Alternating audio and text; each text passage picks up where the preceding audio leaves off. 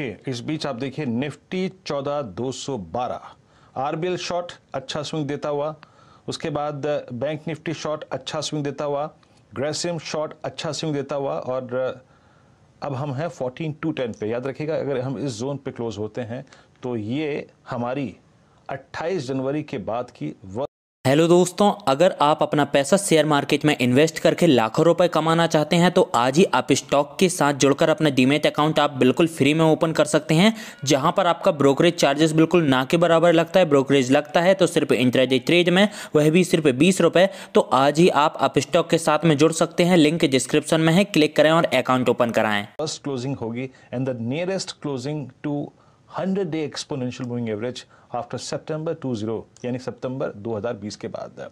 अब आते हैं, चलते हैं हमारे खास सेगमेंट जिसमें हम अर्निंग्स से बात करते हैं, टाटा एलेक्सी के नतीजे आएंगे और नंबर्स कैसे रहेंगे, आइए इस पर बात करते हैं। हमारे साथ दीपाली मेरे सहयोगी जुड़ी हैं। दीपाली, नंबर्स के एक्सपेक्टेशन क्या है टाटा एलेक्सी से? स्ट्रॉन्ग अर्निंग्स रह सकते हैं टाटा एलेक्सी के। और वीरेन, पिछले एक साल में स्टॉक की परफॉर्मेंस देखिए 300% से ज्यादा चला है और उसके पीछे कारण सिर्फ और सिर्फ नतीजे रहे हैं। 2 क्वार्टर्स जो पिछले रहे हैं वो बहुत स्ट्रॉन्ग रहे हैं टाटा एलेक्सी के, और एक्सपेक्टेशंस ये है कि ये तीसरा क्वार्टर रहेगा जब अगेन स्ट्रॉन्ग परफॉर्मेंस कंपनी की ओर से आ सकती है। एक्सपेक्टेशंस ये हैं कि रुपी रेवेन्यू में 5.25% की ग्रोथ आ सकती है। एबिट 132 करोड़ से बढ़कर 142 करोड़ रह सकता है सीक्वेंशियल बेसिस पे। और एबिट मार्जिन्स पिछले क्वार्टर में भी हमने देखा था कि जो एबिट मार्जिन्स रहे थे कंपनी के वो मल्टी क्वार्टर हाई पे रहे थे, और यही ट्रेंड इस क्वार्टर में भी रहेगा, यानी एक्सपैंड होंगे फर्दर मार्जिन्स और ये 27.8% से बढ़कर 28.3% पर रहने की पॉसिबिलिटी है। मुनाफा भी 16% बढ़कर आ सकता है। इंपॉर्टेंट ये है कि ऑलरेडी हमने देखा था Q3 में जो डील पाइपलाइन थी कंपनी की वो अपने ऑल टाइम हाई पर रही थी, और अब जो डील पाइपलाइन का आंकड़ा रहेगा वो कैसा रहेगा, आगे का आउटलुक कैसा रहेगा। लेकिन हाँ, स्ट्रॉन्ग सेट ऑफ अर्निंग्स पिछले 2 क्वार्टर से रही है और इस बार भी अच्छे नंबर्स कंपनी की ओर से आ सकते हैं। चलिए, टाटा एलेक्सी आपको पसंदीदा काउंटर दिखेगा हमारे मित्र चंदन तपड़िया साहब का। थोड़ी देर में वो हमारे साथ जुड़ेंगे तो उनसे चर्चा करेंगे उस काउंटर पर। इन नतीजों पर और इन अनुमानों पर आपको नज़र रखनी है। बढ़िया तेज़ी में आपने टाटा एलेक्सी को पकड़ा पिछले हफ्ते। अब ऐसा करते हैं, दोबारा जुड़ते हैं असित बरन जी से, और जो उन्होंने 31,200 का बैंक निफ्टी का ऑप्शन सुझाया था वो आपको बहुत बढ़िया तरीके से 500 को पार करते हुए दिखेगा। डायरेक्टर साहब, एक बार असित जी को जोड़िए और वो ऑप्शन दोबारा स्क्रीन पर लाइए। 31,200 बैंक निफ्टी का पुट अप्रैल 22 का 380 की खरीदारी और पलक झपकते ही 520। अब बताइए असित जी, क्या करना है? आई थिंक प्रॉफिट बुक कर लेना चाहिए सर, अराउंड 5 मिनट के लेवल पे। बट थोड़ा रिट्रेसमेंट हमेशा होगा after such strong up move, but views same है। आई थिंक अगर लोग अपना कॉस्टिंग कम करना चाहते और या थीटा डीके से वरीड है, दे कैन गो फॉर 31,100 का पुट नेक्स्ट वीक का। I'll just figure it out the pricing, but yeah, that is what we can look at. But bank Nifty bearish लग रहा है, स्पेशली अगर हम देखेंगे कि HDFC bank and rest of the banks are kind of.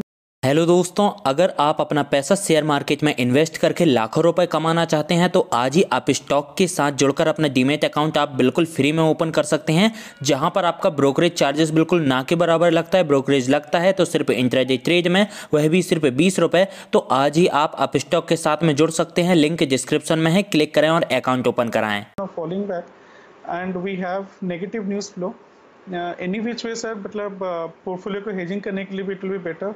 कुछ put carry करना हमेशा ठीक रहेगा if the down trend is kind of intact. आपके सामने अब खरीदारी की राय आ रही है 31,100 की पुट की, और मुनाफा वसूली की राय आ रही है 31,200 की पुट की बैंक निफ्टी 22 अप्रैल। बहुत ही बढ़िया ट्रेड था, और जिन लोगों ने ट्विटर पर तारीफ की है असित जी की, उनका भी बहुत बहुत आभार। तो वीरेन जी, अब बताइए क्या रणनीति? आपकी इजाज़त हो तो यतिन जी से जुड़े डीलिंग रूम चेक के लिए। शैल जी, एक उससे पहले ट्रेड ले लेता हूँ, डीएलएफ। आज सुबह सुबह हमने डीएलएफ पे शॉर्ट कॉल थी, मानस जी के साथ डिस्कस की थी। मानस जी, जो व्यू था ना उस वक्त वो ये था कि अब इसमें एक फ्लैग का ब्रेकआउट आ गया है, बेरिश फ्लैग का, आपको याद होगा मेरे ख्याल से। और डीएलएफ अब exactly 200 day exponential moving average पे है। कल मैं यहाँ से जब दफ्तर से घर जा रहा था शैल जी, आप यकीन मानिए हर तिराहे पे, हर चौराहे पे जो हमारी लेबर्स हैं जो दिल्ली में हैं कंस्ट्रक्शन में, अगर आप देखें उनका सहयोग मिलता है, वो पूरी की पूरी अगर आप देखें अपने शहरों की तरफ, गाँव की तरफ मूव कर रही थी। That's not a good news for at least real estate space. आपकी राय कैसी होगी, क्या होगी राजेश पालवी जी? 200 डे इसके बीच होने के चांसेस कितने लग रहे हैं अब आपको? देखिए वीरेन जी, स्ट्रक्चर तो इसका वीक हो चुका और जो भी माइनर पुलबैक भी आ रहे हैं उसमें कहीं सप्लाई बना हुआ है कंटिन्यूस, और जिस तरीके से पूरे सेक्टर पे जिस तरीके से स्ट्रिक्ट होते जा रहे हैं लॉकडाउन के नॉर्म्स, उस हिसाब से मुझे लगता है कि ये सेक्टर तो प्रेशर में रहेगा और डीएलएफ का स्ट्रक्चर अब बिगड़ चुका है नियर टर्म शॉर्ट टर्म में। मुझे लगता है कि ये स्टॉक में शॉर्ट का ही ट्रेड रखना चाहिए, 240 के आसपास का स्टॉप लॉस रख लें।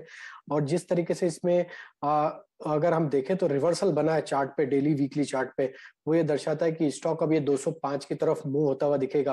पर ट्रेडिंग के टारगेट में सजेस्ट करूंगा करीब आएंगे 225 से 222 तक के। करंट लेवल से स्टॉप लॉस रखें 240 का और शॉर्ट का ही ट्रेड इसमें रखें। चलिए, डीएलएफ पर आपको सेल कॉल आती हुई दिख रही है। हमारे मित्र पाल